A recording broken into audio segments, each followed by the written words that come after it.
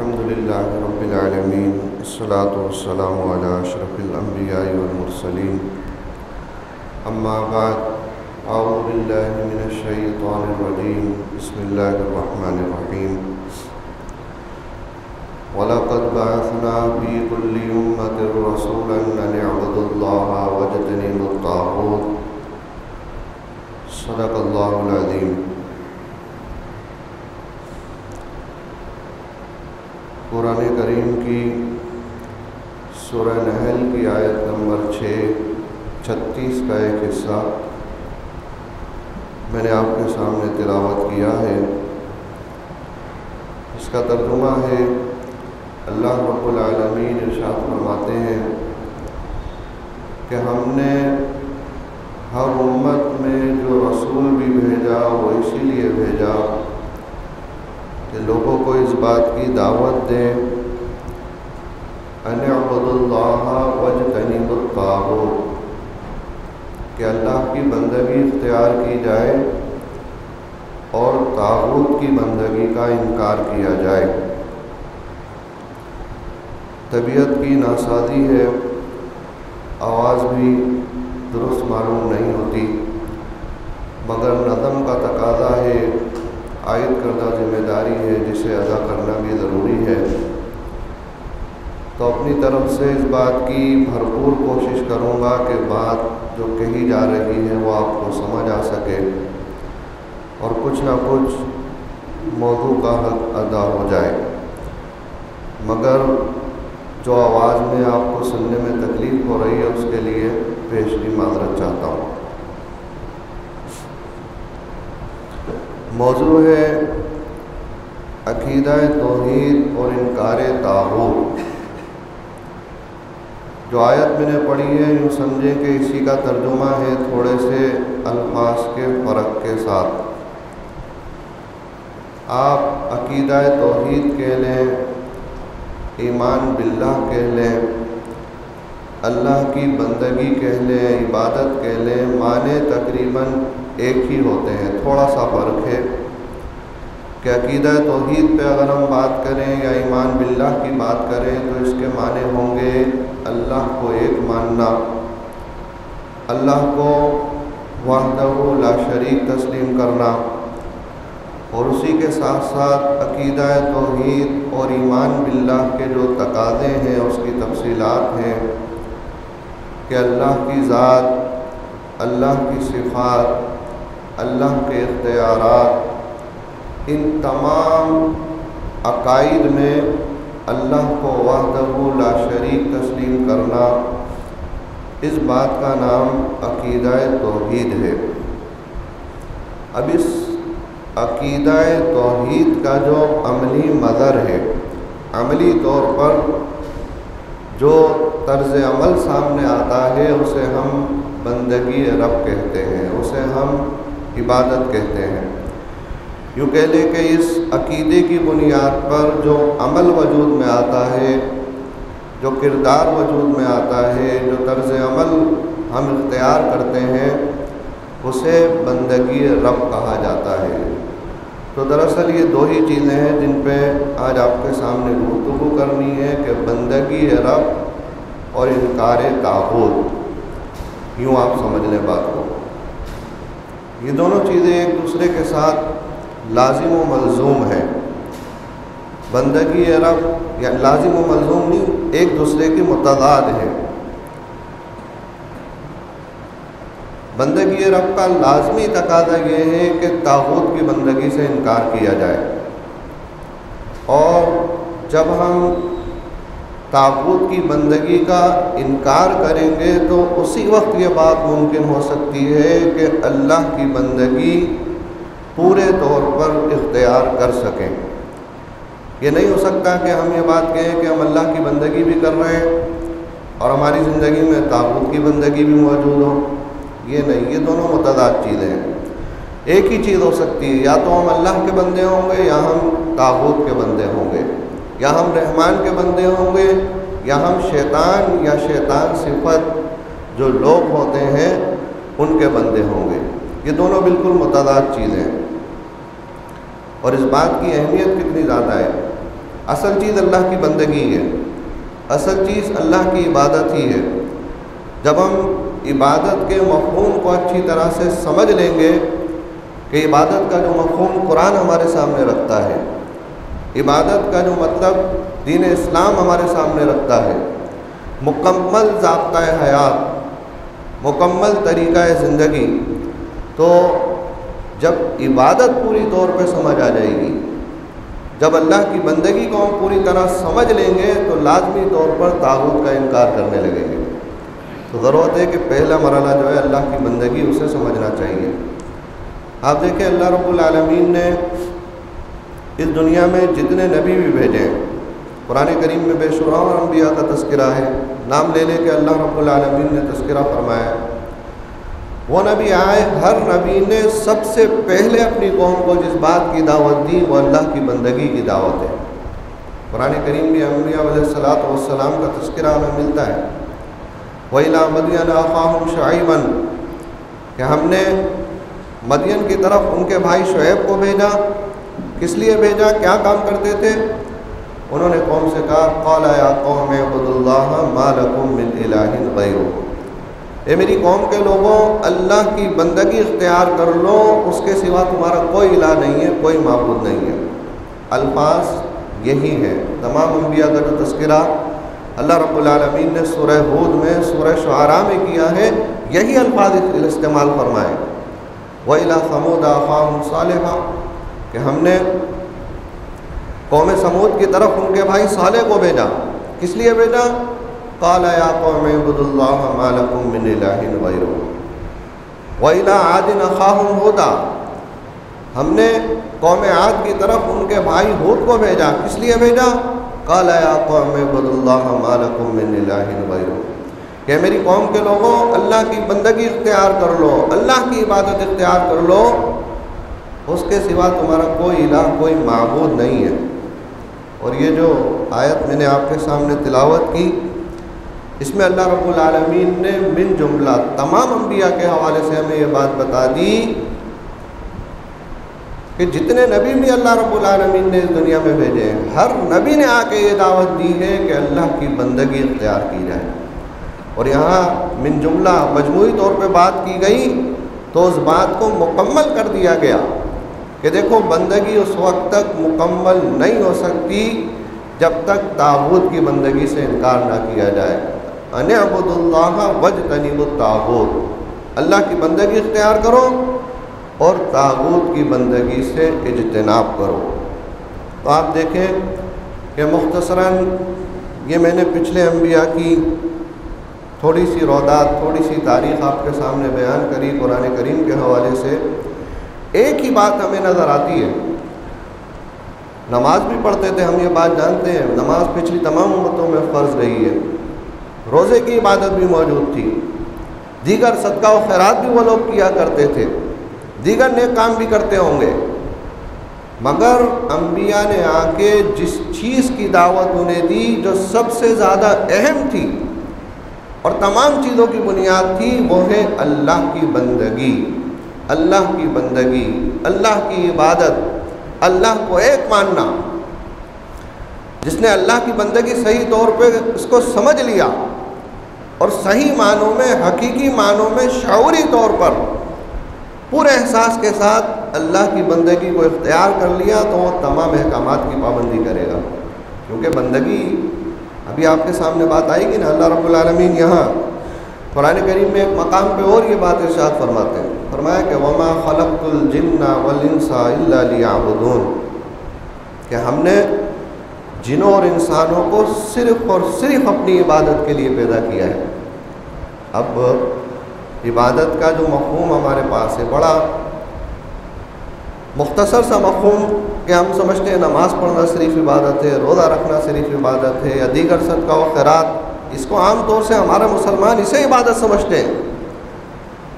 اور المیہ تو یہ ہے، میں تو یہ سوچ رہا تھا کہ یہ بھی بڑے علم والے مسلمان ہیں جو ان تمام چیزوں کو عبادت سمجھتے ہیں۔ آج کیا المیہ ہے، آپ دیکھیں لوگ زبان سے ایاک نعبد و ایاک نستعین کا اقرار کرتے ہیں اور جا کے غیر اللہ کے سامنے سجدہ ریز ہو جاتے ہیں۔ تو اس سے کیا چیز سامنے آتی ہے کہ ان کے ہاں تو عبادت کا اتنا تصور بھی موجود نہیں ہے. وہ تو صرف زبان سے ان الفاظ کو ادا کرنے ہی کو عبادت سمجھتے ہیں کہ ہم نے ایک جگہ کھڑے ہو کر یہ الفاظ ادا کر دیے، لو جی عبادت ہو گئی، کہ ہم اللہ آپ ہی کی عبادت کرتے ہیں، آپ ہی سے مدد مانگتے ہیں، اور دوسری جگہ جا کے سجدہ ریز ہو گئے. تو اتنا بھی تصور نہیں ہے بندگی کا. کہتے بس زبان سے الفاظ کہہ دیے، بندگی ہو گئی، عبادت ہو گئی. یہی تصور ہوگا نا ان کے ذہن میں. اگر تھوڑا بہت بھی تصور ہوتا کہ عبادت کا، بندگی کا مطلب یہ ہے کہ صرف اللہ کے آگے سجدہ ریز ہوا جائے. عبادت کا مطلب جو عام مسلمان سمجھتے ہیں جھکنا، نماز پڑھنا، سجدہ ریز ہونا صرف اللہ کے آگے، اگر یہ مطلب بھی وہ سمجھتے تو کبھی بھی غیر اللہ کے آگے سجدہ ریز نہ ہوتے. یعنی اتنے دین اور قرآنی اصطلاحات سے نابلد آپ کہہ لیں. مگر عمومی صورتحال وہی ہے جو میں نے آپ کے سامنے پہلے بیان کی کہ لوگ نماز پڑھنے، ٹھیک ہے یہ عبادات ہیں، بلکہ فرض عبادات ہیں، اور ان کو اختیار کرنا انتہائی ضروری ہے. مگر ایک مسلمان کی تو پوری کی پوری زندگی عبادت ہے. انہیں اللہ رب العالمین نے اس مقام پہ یہ بات بتائی کہ ہم نے پیدا ہی عبادت کے لیے کیا ہے. تو جب عبادت کے لیے پیدا کیا ہے تو ایک مسلمان عبادت کے سوا کوئی دوسرا کام کر ہی نہیں سکتا. تو سچا اور پکا مسلمان ہوگا وہ عبادت کے سوا اور کوئی کام نہیں کرے گا. جو کام بھی کرے گا وہ اس کا عبادت ہوگا. اب کیسے عبادت ہوگا؟ وہ کام وہ اس طریقے پہ کرے گا جس طریقے پر اللہ نے کرنے کا حکم دیا ہے. کل بات ہو رہی تھی نا کہ دین و دنیا کوئی الگ الگ چیزیں نہیں ہے، ایک ہی چیز ہے. اس دنیا کو دین کے مطابق گزارنے کا نام ہی اسلام ہے. تو دراصل اس دنیا میں اللہ کے احکامات تمام زندگی کے شعبہ حیات میں اللہ کے احکامات کو تسلیم کر کے ان پہ عمل کرنے کا نام ہی عبادت ہے. اب وہ زندگی کا کوئی بھی شعبہ ہو، نماز بھی اسی لیے عبادت ہے. نماز کس لیے عبادت ہے؟ نماز اس لیے عبادت ہے کہ اللہ کا حکم ہے. نماز اس لیے، روزہ اس لیے عبادت ہے کہ اللہ کا حکم ہے. زکوٰۃ اس لیے عبادت ہے کہ اللہ کا حکم ہے. اب اسی طرح سے آپ چلے جائیں، زندگی کے دیگر معاملات کو دیکھتے چلے جائیں کہ معاشرت میں بھی اللہ کی عبادت ہونی چاہیے. کہ ہم گھر میں ہیں، اپنے بیوی بچوں کے ساتھ ہیں، اپنے والدین کے ساتھ ہیں، اپنے دوستوں کے ساتھ ہیں، پڑوسیوں کے ساتھ ہیں، تو یہاں ہمیں کیا طرز عمل اختیار کرنا ہے؟ اگر یہاں ہم وہ طرز عمل اختیار کریں گے جس کی ہدایت دین نے ہمیں کی ہے تو ہمارا بیوی بچوں کے ساتھ رہنا بھی عبادت ہوگا، ہمارا دوستوں کے ساتھ ملنا بھی عبادت ہوگا، ہمارا پڑوسیوں کے ساتھ معاملات کرنا بھی عبادت ہوگا. پھر آگے چلے جائیں، اس کی تو بہت ساری وسعتیں ہیں، بہت ساری تفصیلات ہیں کہ کاروبار کوئی الگ تو نہیں ہے. ہم نے کاروبار کو الگ کر رکھا ہے کہ ٹھیک ہے مسجد میں تو اللہ کے آگے جھک جائیں گے، کاروبار اپنی مرضی سے کریں گے. نہیں، کاروبار بھی اس طریقے پہ کرنا ہے جس طریقے پہ اللہ نے کرنے کا حکم دیا ہے. کریں گے تو عبادت بن جائے گا. عبادت میں شامل یہ عبادت کی وسعتیں ہیں. اب آپ دیکھیں کہ قرآن کریم میں یہ جو عبادت کا لفظ ہے 3 معنوں میں استعمال ہوا ہے. پہلے معنی ہے جس میں عاجزی، انکساری، تذلل اور سجدہ ریز، جھکنے کا تصور موجود ہے. دوسرے معنی جس میں یہ عبادت کا لفظ استعمال ہوا ہے اس میں فوق الفطری طریقے سے کسی کو مدد کے لیے پکارنا. فوق الفطری طریقے سے وہ آدمی، وہ ہستی موجود نہیں ہے، اس سے مدد مانگنا، اس سے استعانت طلب کرنا، یہ بھی عبادت ہے. قرآن کریم میں یہ عبادت کا لفظ ان معنوں میں بھی استعمال ہوا ہے. اور تیسرا جن معنوں میں استعمال ہوا ہے وہ جامع ہے، اطاعت و فرما برداری کے معنوں میں استعمال ہوا ہے. یعنی وہ تمام چیزوں کا جامع ہے کہ جس کی اطاعت کی جائے، غیر مشروط اطاعت کی جائے. وہ ایسا ہے کہ ہم اس کی عبادت کر رہے ہیں، اس کی بندگی کر رہے ہیں. آپ سنتے رہتے ہیں کہ پہلے جو 2 معنی میں نے بیان کیے کہ یعنی سجدہ ریز ہونا، پکارنا، ان معنوں میں قرآن کریم کی بے شمار آیات ہمیں مل جائیں گی.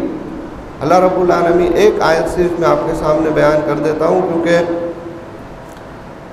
اس وقت جو ہے کچھ بیان کرنے میں مجھے بھی مزہ، پتہ نہیں آپ کو آواز سمجھ میں آ رہی ہے کہ نہیں آ رہی، مگر اس میں تھوڑا سا تکلیف بھی مجھے محسوس ہو رہی ہے، تو مختصراً اپنی گفتگو کرتا ہوں، وقت شاید پورا ہی ہو جائے۔ اللہ رب العالمین قرآن کریم میں شکوہ کرتے ہیں کہ جو لوگ اللہ کو چھوڑ کر دوسروں کو پکارتے ہیں، غیر اللہ کو پکارتے ہیں، انہوں نے ملائکہ کو، جو اپنے ہی جیسے لوگ مر جاتے ہیں ان کو خدا بنائے رکھا ہے، ان کو مجسمے بنا کے ان کی پوجا و پرستش کرتے ہیں، انہیں ان کے آگے سجدہ ریز ہوتے ہیں، ان کو دعاؤں کے لیے پکارتے ہیں، مدد و استعانت کے لیے پکارتے ہیں۔ اللہ رب العالمین نے تردید فرمائی ہے، فرمایا اے لوگو یا ایھا الناس، دیکھیں مثال دے کے سمجھایا اللہ رب العالمین نے، یا ایھا الناس، اے لوگو، ضرب مثل فاستمعوا لہ، ایک مثال دی جاتی ہے، ذرا غور سے سنو۔ مثال کیا ہے؟ ان الذین تدعون من دون اللہ لن یخلقوا ذبابا ولو اجتمعوا لہ، فرمایا کہ یہ لوگ اللہ کو چھوڑ کر جنہیں پکارتے ہیں، ان کی حقیقت یہ ہے کہ وہ تو ایک مکھی کے بھی خالق نہیں ہے، لن یخلقوا ذبابا ولو اجتمعوا لہ، ان کی حقیقت کیا ہے؟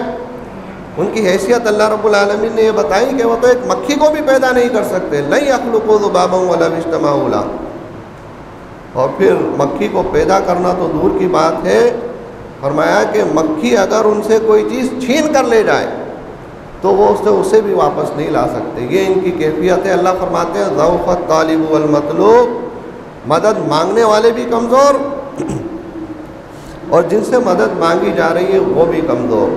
پھر اللہ رب العالمین شکوہ کرتے ہیں کہ ما قدر اللہ حق قدری، ان لوگوں نے اللہ کی قدر ہی نہ پہچانی جیسا کہ اللہ کی قدر پہچاننے کا حق تھا۔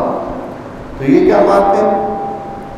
یہ بات ہے کہ زندگی کے وہ معاملات جن میں کسی کے آگے جھکا جاتا ہے، کسی کے آگے سجدہ ریز ہوا جاتا ہے، کسی سے منتیں اور مرادیں مانگی جاتی ہیں، استعانت طلب کی جاتی ہے، اس کی مستحق بھی صرف اور صرف اللہ کی ذات ہے، کہ اللہ کے ساتھ یہ معاملہ ہونا چاہیے۔ اگر اللہ کو چھوڑ کر کسی کو بھی پکارا جائے گا، کسی سے بھی اس طرح کی مدد کی امید رکھی جائے گی، تو وہ اللہ کی عبادت نہیں ہوگی، وہ ان ہستیوں کی عبادت ہوگی۔ تو یہ پہلے دو معنی میں، ایک آیت میں نے آپ کے سامنے رکھی، دوسرے معنی پہ یہ گفتگو ہمیں کرنی ہے، وہی ہمارا اصل مقصد ہے، کیونکہ وہ جامع ہے، وہ جامع ہے۔ اطاعت و فرما برداری، عبادت کے معنی میں اطاعت و فرما برداری داخل ہے۔ بے شمار قرآن کریم کی آیات ہیں کہ جس کی بات مانی جائے، جس کی اطاعت کی جائے، جس کی ہدایات پہ عمل کیا جائے، گویا ایسا ہے کہ یہ اس کی عبادت کی جا رہی ہے، اس کی بندگی کی جا رہی ہے، بات ماننے کے۔ اللہ رب العالمین نے قرآن کریم میں شیطان کی بندگی کا بھی تذکرہ فرمایا ہے، فرمایا یا بنی آدم اللہ تعبدوا الشیطان، اے بنی آدم تم شیطان کی بندگی نہ کرو۔ اب شیطان کی بندگی سے کیا مراد ہے؟ بھئی شیطان کے آگے تو کوئی بھی سجدہ ریز نہیں ہوتا، شیطان ہے نا۔ کبھی کسی کو دیکھا ہے کہ کوئی کہہ رہا ہو کہ میں شیطان کے لیے نماز پڑھ رہا ہوں، یا شیطان کے آگے سجدہ ریز ہو رہا ہوں، یا میں شیطان کے آگے جھک رہا ہوں؟ تو یہاں شیطان کی بندگی سے مراد شیطان کی بات ماننا ہے، شیطان کی پیروی کرنا ہے۔ شیطان جو دل میں وسوسے ڈالتا ہے ان وسوسوں کو اختیار کرنا ہے۔ شیطان نے جو اللہ سے وعدہ کیا تھا اس وقت کہ وَلَا أُضِلَّنَّهُمْ وَلَا أُمَنِّيَنَّهُمْ، میں انہیں گمراہ کروں گا، میں انہیں آرزویں دلاؤں گا، ثُمَّ لَآتِيَنَّهُمْ مِنْ بَيْنِ أَيْدِيهِمْ وَمِنْ خَلْفِهِمْ وَعَنْ أَيْمَانِهِمْ وَعَنْ شَمَائِلِهِمْ وَلَا تَجِدُ أَكْثَرَهُمْ شَاكِرِينَ، کہ میں ان کے آگے سے آؤں گا، میں ان کے پیچھے سے آؤں گا، میں ان کے دائیں سے آؤں گا، میں ان کے بائیں سے آؤں گا، اے اللہ تو انہیں شکر گزار نہیں پائے گا۔ تو یہ کیا ہے؟ یہ ہے دراصل شیطان کی بندگی، شیطان کی عبادت، کہ شیطان کی بات مان لی جائے، اللہ کے حکم کے مقابلے میں شیطان کا حکم مان لیا جائے۔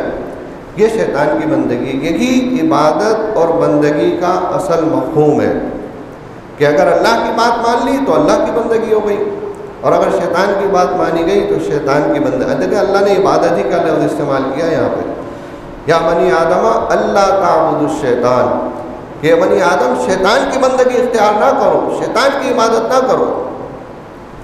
ایک دوسرا مقام بھی میں آپ کے سامنے رکھنا چاہتا ہوں شیطانی کے حوالے سے۔ وہاں بھی شیطان یہ بات کہے گا آخرت میں جب تمام لوگ حاضر کیے جائیں گے کہ دیکھو لوگوں، میرا تمہارے اوپر کوئی زور نہیں تھا، میں نے تو اپنی بات تمہارے سامنے رکھی تھی، تم نے اسے مان لیا اور خود ہی گمراہ ہو گئے۔ اللہ فرماتے ہیں وَقَالَ الشَّيْطَانُ لَمَّا قُضِيَ الْأَمْرُ، کہ اس روز جب تمام معاملات کا فیصلہ کر دیا جائے گا تو شیطان کہے گا لوگوں سے اِنَّ اللَّهَ وَعَدَكُمْ وَعْدَ الْحَقِّ، کہ اللہ نے جتنے وعدے کیے تھے وہ تمام کے تمام وعدے سچ ہو گئے، وَوَعَدتُكُمْ فَأَخْلَفْتُكُمْ، اور میں نے جتنے وعدے تم سے کیے تھے اس میں سے کوئی بھی وعدہ پورا نہیں کیا۔ پھر شیطان یہ بات کہے گا وَمَا كَانَ لِي عَلَيْكُمْ مِنْ سُلْطَانٍ، کہ دنیا میں مجھے تمہارے اوپر کوئی طاقت حاصل نہیں تھی، سلطان کہتے ہیں بادشاہ کو، کوئی زور حاصل نہیں تھا تمہارے اوپر مجھے۔ وَمَا كَانَ لِي عَلَيْكُمْ مِنْ سُلْطَانٍ إِلَّا، سوائے اس کے أَن دَعَوْتُكُمْ، میں نے تمہارے سامنے اپنی دعوت کو پیش کیا تھا، میں نے تمہارے سامنے اپنی دعوت کو پیش کیا، فَاسْتَجَبْتُمْ لِي، اور تم نے میری دعوت کو قبول کر لیا۔ شیطان کہے گا فَلَا تَلُومُونِي وَلُومُوا أَنفُسَكُمْ، آج مجھے ملامت نہ کرو، اپنے آپ کو ملامت کرو۔ تو بات یہاں سے بھی واضح ہو جاتی ہے کہ شیطان نے ہمارے سامنے اپنی دعوت کو پیش کیا ہے، اپنی بات کو پیش کیا ہے، اللہ سے دور کرنے کی کوشش کی ہے، شیطان کا کوئی زور نہیں تھا، تو ہم نے اپنی آزاد مرضی سے شیطان کی بات کو مانتے ہیں تو دراصل یہ شیطان کی عبادت کرتے ہیں۔ اسی طرح سے اگر اپنے ہی جیسے لوگوں کو اس طرح سے اپنا رہنما، اس طرح سے اپنا رہبر بنا لیا جائے کہ ان کی بات کے مقابلے میں اللہ ہی کے حکم کو پس پش ڈال دیا جائے، تو یہ بھی انہیں اپنا رب بنانا ہے، ان کی بندگی کرنا ہے۔ قرآن کریم کی ایک اور آیت ہے جہاں اللہ رب العالمین ارشاد فرماتے ہیں اتخذوا احبارهم ورهبانهم اربابا من دون اللہ، کہ ان لوگوں نے اللہ کو چھوڑ کر اپنے علماء، اپنے درویشوں کو اپنا رب بنا لیا۔ اب اس کی وضاحت خود ایک حدیث سے ہمارے سامنے آ جاتی ہے، اس کی تشریح کرنے کی ضرورت نہیں۔ پوچھا گیا اللہ کے رسول صلی اللہ علیہ وسلم سے کہ اے اللہ کے رسول، ہم نے تو کبھی بنی اسرائیل کے بارے میں آیت نازل ہوئی تھی، ہم نے تو کبھی اپنے علماء، اپنے درویشوں کو اپنا رب نہیں کہا، پھر اللہ نے ایک ایسی آیت ہمارے لیے نازل کر دی۔ تو نبی اکرم صلی اللہ علیہ وسلم نے وضاحت فرمائی کہ کیا تمہارے علماء، تمہارے پیشوا، تمہارے لیڈر، تمہارے رہنما، تمہارے رہبر جس بات کو تمہارے لیے حلال قرار دیتے تھے تم اسے حلال سمجھتے تھے، اور وہ جس بات کو تمہارے لیے حرام قرار دیتے تھے تم اسے حرام سمجھتے تھے، بلا اس بات کی تصدیق کیے ہوئے کہ اس معاملے میں اللہ کا کیا حکم ہے۔ وہ کہہ رہے ہیں ہاں معاملہ تو اسی طرح کا تھا کہ جو انہوں نے کہا وہ ہم نے مان لیا، جس طرف وہ لے کے گئے ہم چل دیے، ہم نے اللہ کے حکم کو نہیں دیکھا۔ تو اللہ کے رسول صلی اللہ علیہ وسلم نے یہ بات بیان فرمائی کہ یہی ان کی عبادت و بندگی کرنا ہے۔ اب دیکھیں ان مختصراً سی آیت جو میں نے آپ کے سامنے تلاوت کی، 2-3 آیتیں اور تھوڑی سی بات جو بیان کی، اس سے یہ بات بالکل واضح ہو جاتی ہے کہ بندگی دراصل پوری زندگی میں اللہ کی اطاعت و فرما برداری اختیار کرنے کا نام ہے۔ عبادت یعنی عبد اللہ کی جو بات کی تھی نا شروع میں کہ اللہ کی عبادت کی جائے، اللہ کی بندگی کی جائے، تو اپنی پوری زندگی میں اللہ کے احکامات کی پابندی کرنا، رسول اللہ صلی اللہ علیہ وسلم کے طریقے کے مطابق کرنا، اس بات کا نام عبادت اور بندگی ہے۔ اب آ جائیں دوسری طرف، وہ بھی اہم پہلو ہے نا کہ وجتنبوا الطاغوت، کہ بندگی جب تک کسی چیز کی ضد کو نہ سمجھا جائے تو ہم اس کا پورا مفہوم بھی نہیں سمجھ سکتے۔ اب یہ بھی بڑا اہم معاملہ ہے کہ طاغوت کو ہم نہیں سمجھتے، طاغوت کو جب تک ہم نہیں سمجھیں گے طاغوت کیا ہے۔ طاغوت دراصل اس دنیا میں خدائی کے علم بردار ہوا کرتے ہیں۔ طاغوت کون ہوتے ہیں؟ خدائی کے علم بردار ہوتے ہیں، اور جب تک ان طاغوتوں کا انکار نہ کیا جائے اللہ کی بندگی تو صحیح معنوں میں اختیار نہیں کی جا سکتی. جیسے اللہ رب العالمین نے قرآن کریم میں فرعون کے لیے بھی یہ طغیٰ کا لفظ استعمال کیا ہے. فرمایا کہ اذهب الى فرعون انه طغى. موسیٰ علیہ السلام سے یہ بات کہی کہ جاؤ فرعون کے پاس جاؤ، وہ طغیٰ ہو گیا ہے، طاغی ہو گیا ہے، سرکش ہو گیا ہے، جاؤ اس کے پاس. اب یہ طغیٰ کا مطلب کیا ہے؟ طاغی، طاغوت کسے کہتے ہیں؟ اس کے معنی ہم کرتے ہیں سرکشی کے. اور عام طور سے جہاں اب براہ راست فرعون کے لیے بات کی گئی ہے تو کوئی یہ نہیں کہہ سکتا کہ اس سے مراد شیطان ہے، ورنہ عام طور سے جہاں طاغوت کی بات کی گئی ہے تو وہاں لوگ یہ کہہ دیتے ہیں کہ اس سے مراد شیطان ہے. ٹھیک ہے، شیطان بھی ہو سکتا ہے، کیونکہ شیطان بھی تو سرکش ہے نا. شیطان بھی تو اللہ کے مقابلے میں ہم سے اپنی بندگی کروانا چاہتا ہے. مگر ایسا نہیں ہے کہ صرف شیطان ہی طاغوت ہے، بلکہ شیطان کے چیلے جو دنیا میں پھیلے ہوئے ہیں، جو شیطان کے پیروکار ہیں، جو لوگوں سے اپنی بندگی کروانا چاہتے ہیں، وہ بھی تو طاغوت کی تعریف میں آتے ہیں. ان طاغوتوں کا بھی تو انکار کرنا پڑے گا. طاغوت کیا ہے؟ جو اپنی حدوں سے باہر نکل جائے. جیسے دریا میں جب دریا اپنی حدوں کو توڑ کے باہر نکل جاتا ہے تو ہم ایک لفظ استعمال کرتے ہیں کہ دریا میں طغیانی آ گئی ہے. دریا اپنی حدوں کو توڑ کے باہر نکل گیا ہے، طغیٰ ہو گیا ہے، سرکش ہو گیا ہے، طغیانی آ گئی ہے اس میں. تو اسی طرح سے جب کوئی بندہ اپنی بندگی کی حدوں کو توڑ کر باہر نکل جائے اور خود خدا بننے کی کوشش کرے تو ایسا بندہ یا ایسے بندے یا ایسے بندوں کی اجتماعیت طاغوت کی تعریف میں آتی ہے. جو اپنی حدوں کو توڑ دے، بندگی کی حد ہے اس سے باہر نکل جائے اور لوگوں سے اپنی بندگی کروانا چاہے. تو یہ تمام کے تمام طواغیت آج ہمارے درمیان موجود ہیں. ہمیں انہیں پہچاننا ہوگا. اور آسان سا طریقہ ہے کہ ایک طرف اللہ کا حکم ہے، ایک طرف ان طاغوتوں کی بات ہے. اگر وہ بات اللہ کے حکم کے خلاف ہے، اللہ کے حکم کے منافی ہے، اور ہم یہ بات سمجھ رہے ہیں کہ ان کی بات ماننا دراصل اللہ کے حکم کا انکار کرنا ہے، تو یہ تمام کے تمام لوگ طاغوت کی تعریف میں آئیں گے. اللہ رب العالمین نے طاغوت سے کفر کا حکم دیا ہے ہمیں کہ طاغوت سے کفر کرنا ہے. فَمَن يَكْفُرْ بِالطَّاغُوتِ وَيُؤْمِنْ بِاللَّهِ، جس نے طاغوت سے کفر کیا اور اللہ پر ایمان لے آیا، فَقَدِ اسْتَمْسَكَ بِالْعُرْوَةِ الْوُثْقَىٰ، اس نے ایک ایسا سہارا تھام لیا جو کبھی ٹوٹنے والا نہیں ہے. لَا انْقِسَامَ لَهَا وَاللَّهُ سَمِيعٌ عَلِيمٌ. آگے فرمایا اللہ جو ہے اہل ایمان کا ولی ہے. اللہ ولی الذین آمنوا یخرجہم من الظلمات الی النور. اللہ اہل ایمان کا ولی ہے، وہ لوگوں کو اندھیروں سے نکال کر روشنی کی طرف لے کر آتا ہے. اور فرمایا طاغوت کیا کام کرتے ہیں؟ والذین کفروا اولیاءہم الطاغوت، اور جو کفر کرنے والے لوگ ہیں ان کے اولیاء، ان کے ولی، ان کے سرپرست طاغوت ہیں. یخرجونہم من النور الی الظلمات، وہ انہیں ہدایت کی روشنی سے نکال کر اندھیروں کی طرف لے جاتے ہیں. تو آج دیکھیں دنیا میں بہت سارے طواغیت ہمیں نظر آئیں گے. سب سے پہلے تو شیطان کی بات ہم نے کر لی، یہ بھی طاغوت ہے.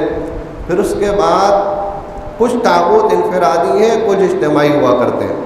یہ ہمارا جو نفس ہے نا، یہ بھی طاغوت بن جاتا ہے. کیسے بن جاتا ہے؟ اللہ رب العالمین نے قرآن کریم میں یہ بات ارشاد فرمائی کہ ارائیت من اتخذ الہہ ہواہ، کیا تم نے اس شخص کو دیکھا ہے کہ جس نے اپنی خواہش نفس کو اپنا الہ بنا لیا.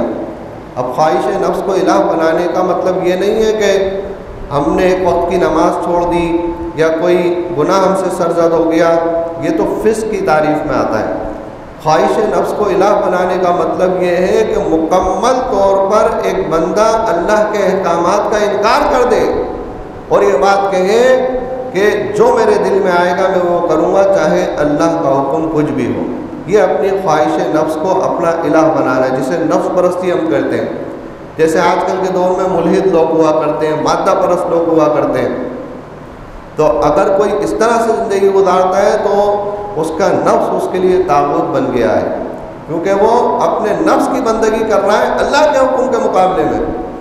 پھر اسی طرح سے آپ دیکھتے چلے جائیں، بعض اوقات بیوی بچے، رشتہ دار، قوم، قبیلہ، برادری، یہ تمام چیزیں بھی طاغوت بن کے ہمارے سامنے آ جاتے ہیں کہ ایک طرف اللہ کا حکم ہے، دوسری طرف بیوی بچوں کی خواہشات ہیں.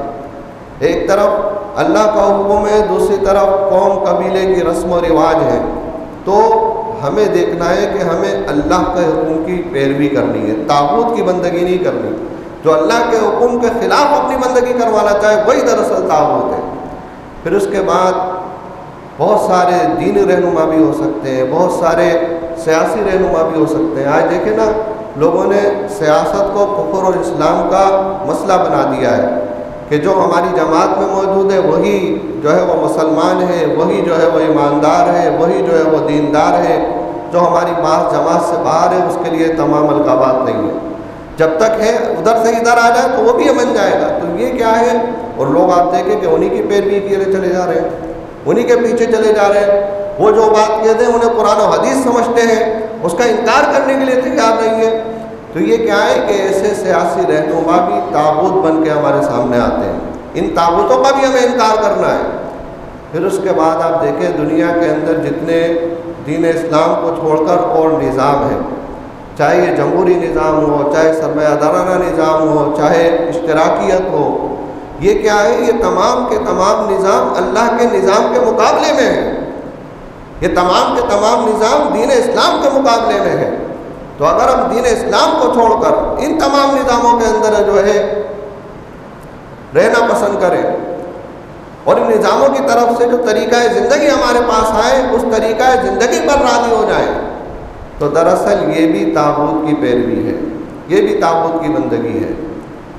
اور پھر اس کے بعد ان نظاموں کے تحت جو دیگر ادارے بنتے ہیں وہاں بھی پھر قوانین یہی ہوں گے، اللہ کے حکم کے خلاف فیصلے ہوں گے، اللہ کے حکم سے بغاوت کیے ہوئے فیصلے ہوں گے۔ تو ہمیں ان تمام چیزوں کو دیکھنا ہے۔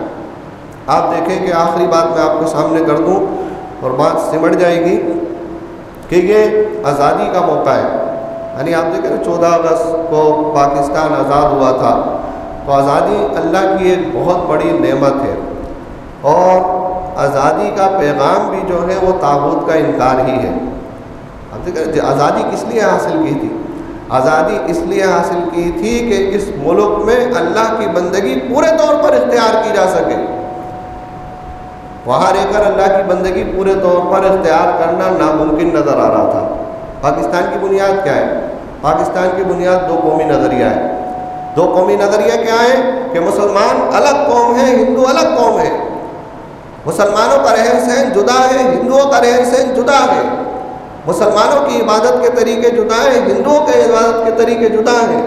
مسلمانوں کی معاشرت، معیشت، تمدن و سیاست کی جدا ہے، اور ہندوؤں کی اور کافروں کی جدا ہے۔ ایک ساتھ رہ کر یہ معاملہ نہیں چل سکتا۔ تو اس دو قوموں کی نظریے کی بنیاد پر یہ ملک ہمیں حاصل کیا تھا، مگر اللہ کی یہ نعمت حاصل بھی کی، اور جس لیے حاصل کی تھی ابھی تک ہم نے وہ کام کیا بھی نہیں۔ یعنی یہ ملک اس لیے حاصل کیا تھا کہ یہاں اللہ کا نظام نافذ ہوگا، یہاں دین اسلام نافذ ہوگا، یہاں اللہ کی اطاعت و بندگی اطمینان کے ساتھ کی جا سکے گی، مگر آج تک یہ کام نہیں ہو سکا۔ مگر پھر بھی یہ بات اپنی جگہ موجود ہے کہ یہ آزادی اسی لیے حاصل کی گئی تھی۔ اور اس میں جو نعرہ لگایا جاتا تھا، کیا نعرہ تھا؟ کہ پاکستان کا مطلب کیا؟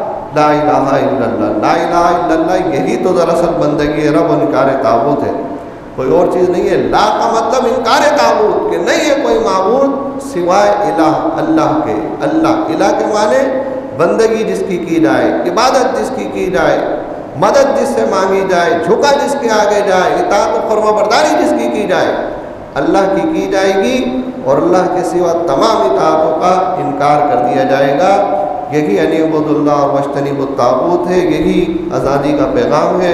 اللہ رب العالمین ہمیں عمل کی توفیق عطا فرمائے۔ وآخر دعوانا الحمدللہ رب العالمین۔